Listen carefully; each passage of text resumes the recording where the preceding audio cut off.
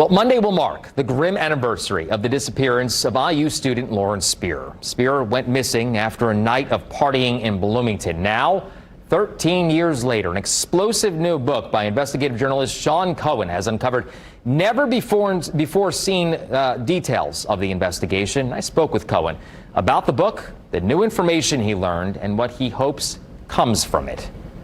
What I will say is that 13 years later, there's still not a shred of evidence that she ever made it out of those townhouses alive.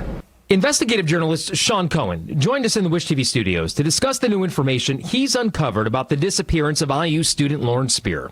The chilling new details are part of his book about the case called College Girl Missing, the true story of how a young woman disappeared in plain sight. Early on, I was working for Lauren's hometown newspaper in New York, and I spent quite a bit of time in the early stages of the investigation.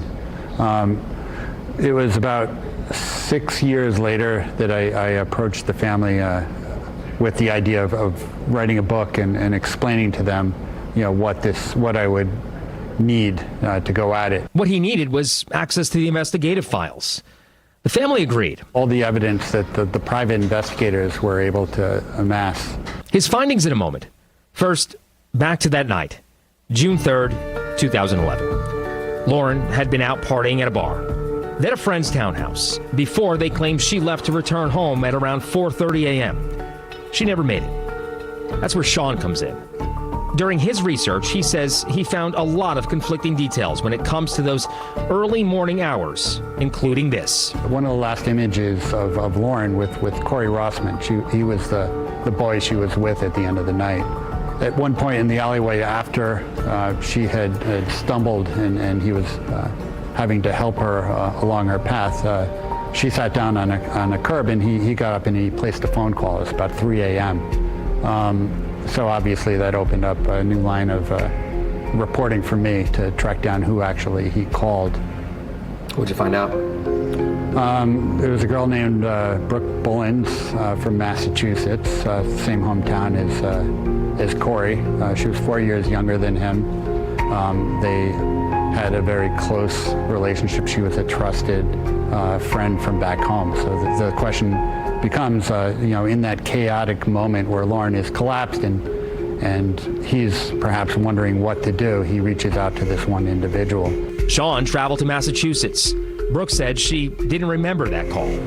Her mom, however, said Brooke told her that Rossman told her to stay off the phone because the FBI might be listening. Sean also spoke with Rossman. He also doubled down on what his lawyer initially said, that he had no memory of anything happening that night, including the next day when he had this conversation with her. The book also questions Bloomington Police's handling of the investigation. They weren't very aggressive in the way they went at it in the very early stages.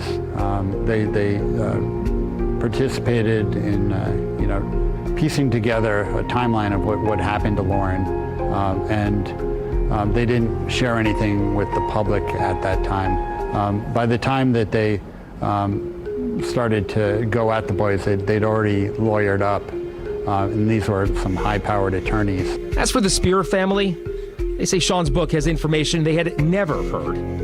They also released a statement saying, "Thank you, Sean, for using your skills as a writer, for being a reminder that there is a girl who seemingly did disappear in plain sight, a girl who is still missing, someone who knows the truth, a family who is still waiting, hoping today is the day." Do you have hope that this case will be solved sooner rather than later? I honestly wouldn't have gone at this if I didn't have that as my ultimate goal. I think that while the investigation went cold, the fact is that Lauren didn't actually disappear. She was with certain people. We know their names.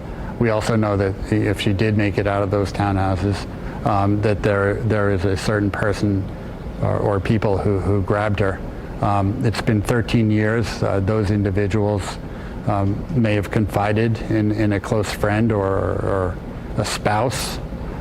It only takes one person to call the authorities and give a certain detail, a certain contradiction, and everything kind of opens up. The cards start to fall. and hopefully that comes fairly soon. I also asked Cohen about how the Spierer family is doing today. He says as best as they could be considering the situation. But he also says while a part of them has moved on, another part of them is stuck in June of 2011.